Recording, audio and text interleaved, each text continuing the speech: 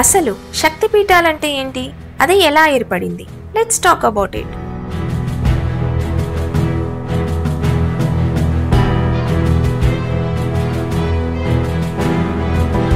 శక్తి అంటే strength, energy and ability.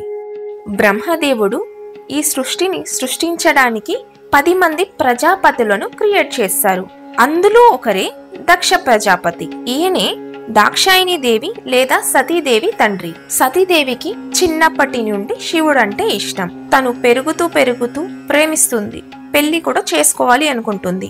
కానీ దక్షుడు ఒప్పుకోడు. ఎందుకంటే శివుడు ఒక అఘోరి, ఆడంబరం లేకుండా శ్మశానంలో ఉంటాడు, బూడిద పూసుకుంటాడు అని. కానీ సతీదేవి దక్షుని మాట వినకుండా శివుడిని పెళ్లి చేసుకుంటుంది.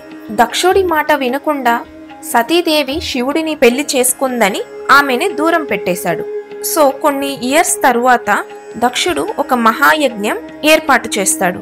అందరినీ ఇన్వైట్ చేస్తారు, ఒక్క శివుణ్ణి తప్ప. ఈ విషయం తెలుసుకున్న సతీదేవి తన భర్తని పర్మిషన్ అడుగుతుంది. కానీ శివుడు ఒప్పుకోడు. అయినా సతీదేవి వినకుండా ఆ యజ్ఞానికి వెళ్తుంది.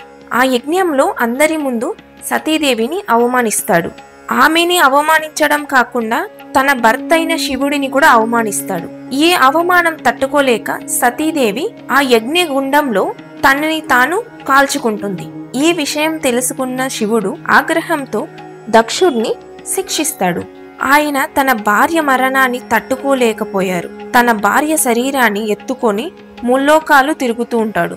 ఇలా జరగడం వలన ముల్లోకాలు అల్లకల్లోలం అయ్యింది. లోకాన్ని కాపాడడానికి విష్ణుమూర్తి తన సుదర్శన చక్రంతో సతీ శరీరాన్ని ముక్కలు ముక్కలుగా చేస్తారు. ఆ ముక్కలు పడిన ప్రదేశాలే ఇప్పుడు శక్తిపీఠాలుగా మెలిశాయి. మన ఇండియాలోను, మన ఇండియా చుట్టూ చాలా శక్తిపీఠాలున్నాయి. వివిధ పురాణాల ప్రకారం కొంతమంది 51 శక్తిపీఠాలు అంటున్నారు, ఇంకొంతమంది 108 శక్తిపీఠాలుంది అంటున్నారు. అందులో మేజర్గా మనం కన్సిడర్ చేసేది 18 శక్తిపీఠాలు. సో దాన్ని మనం అష్టాదశ మహాశక్తిపీఠంగా పిలుస్తాం.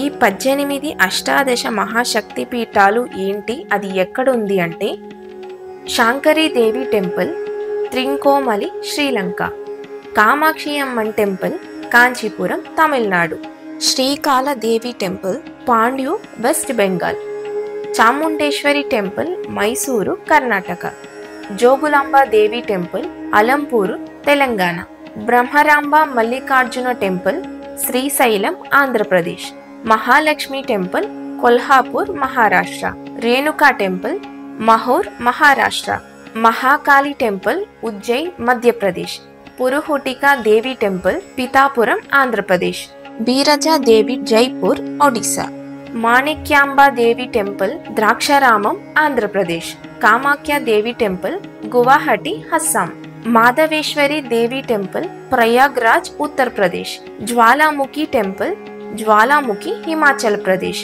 Mangala Gauri temple Gaya Bihar, Vishalakshi temple Varanasi Uttar Pradesh, Sharada temple Sharada Kashmir occupied by Pakistan. ఈ మహాశక్తి పీఠాలను దర్శించుకోవడం వలన కలిగే లాభాలు ఏంటంటే మన పాపాలు నశిస్తుందని, physical and mental health improve అవుతుందని, ఫైనాన్షియల్గా స్టేబుల్గా ఉంటామని, మెయిన్గా ఈవిల్ అండ్ నెగిటివ్ ఎనర్జీ నుండి దూరంగా ఉంటామని మన పూర్వీకులు చెప్తున్నారు.